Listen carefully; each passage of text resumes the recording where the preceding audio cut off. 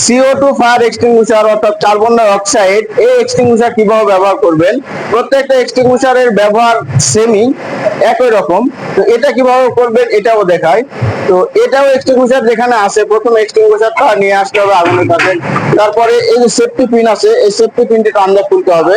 তারপরে এটা হচ্ছে আগুনের দিকে তাক করে ধরতে হবে হোস পাইপটা।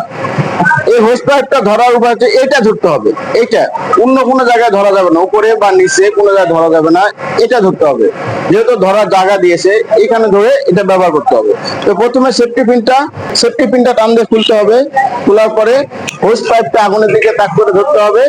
তারপরে পরে এই যে হাতল, এই হাতলটুকু দিয়ে এভাবে অগ্নি নির্বাপন করতে হবে।